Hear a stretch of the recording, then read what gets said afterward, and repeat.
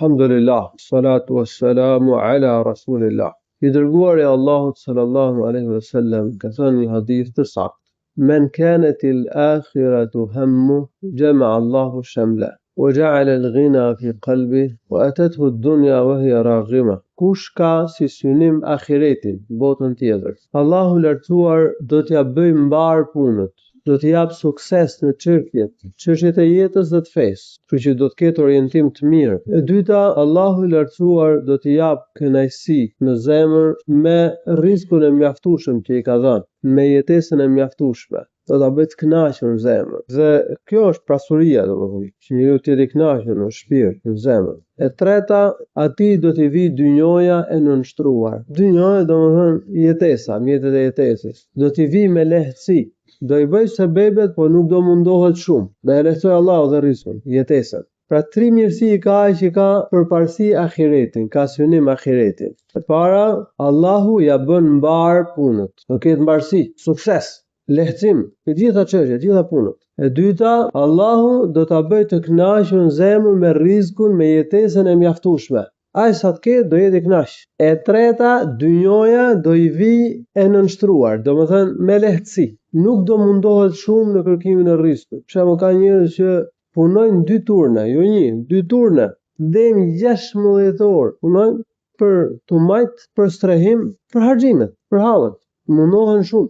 Dhe ka deri në Allah është edhe ajo. Ka njerëz që punojnë pak, kërkon rrezikun, nuk diskutohet. Gjithë kërkojnë rrezikun. Po ja lehtëson Zoti, nuk mundohet shumë. Ky që ka përparësi ahiretin do të jetë nga ky kategoria e dytë, domethënë s'do mundohet shumë. Ja lehtësojnë Allahu. Pastaj thot, kush ka si synim dynjon, synimi i tij përparësi për ta është dynjoja, kënaqësitë e kësaj bote, rroga, jetesa, punësimi. Ke dynjoja e ka menin gjithmonë. I shkon goja gjithmonë ke muhabetet e dynjos. Po shtrejtohen çmimet, hallet më dha, si do mahemi, si do ushqehemi, si do strehohemi, si do shkojnë hallet e njerëzve. Po shterojnë burimet në gjithësi, si do mahen gjitha njerëz. Ka menin vetëm në dynjoja, për veten, për fëmijët, për bashkëshortet. Nuk ka përparësi ahiretin, që mendojnë njerëzit po lëshojnë fenë e Allahut. Njerëzit nuk po spadojnë detyrat e fesë, nuk po falen namaz, po largohen nga ahireti, po bëjnë shumë gjunahe, po zemrojnë Allahun, po dhe unë vetë jam rregull me Allahun, duhet i kryej mirë detyrat, kam shumë mangësi, duhet bëj istighfar, duhet heq dorë nga gjunahet, po afron vdekja,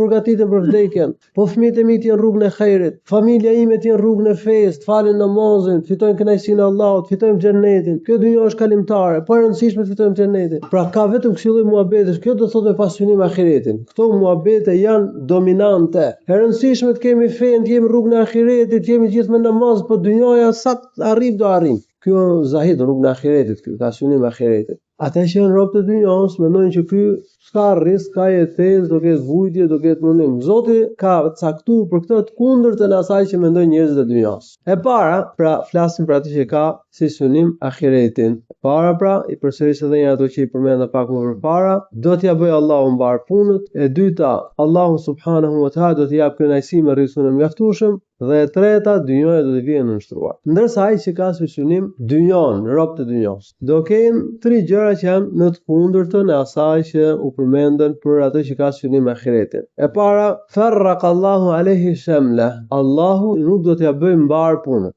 Nuk do ketë sukses këtë çështje. Qofshin çështje të fesë, qofshin çështje dynjoje. E para. E dyta, Allahu do t'ja vendos varfërinë midis 2 syve. Domethënë do ketë gjithmonë frikë nga varfëria. E treta, walam yatihi min ad-dunya illa ma kutiba lah. Dhe nuk do t'i vijë nga kjo dynjë, nga kjo botë, vetëm se ai sa është caktuar për të. Nuk do i vijë më tepër, vetëm ai sa është caktuar për të. Ky do lodhet shumë, do ketë shqetësim të madh dynjon, rrezikun, jetesën. Po në të vërtet do marr vetëm ai sa ka caktuar Allahu për ta, jo më tepër. Prandaj vëllezër, ky hadith na mëson një herë para që me veprat kemi synim ahiretin, jo dynjon. Veprat e mira të kryejmë për ahiret, namazin, për shpëlimin e ahiretit, sadakan, edhe kërkimin e dijes, edhe davetin.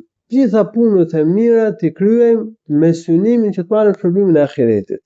E dyta, kemi synim ahiretin në jetën tonë. dhe t'i kryejmë mirë detyrat e fesë, mos i lëmë detyrat e fesë për shkak të dynjos. Mos bëjmë gjunahe për çështjen e jetesës dhe të dynjos. Nëse veprojmë kështu, Allahu subhanahu wa taala na jep ato mirësitë që u përmendëm dhe na ruan nga vështirësitë. Allahu shpëlbeft mira, walhamdulillahi rabbil alamin. Sallallahu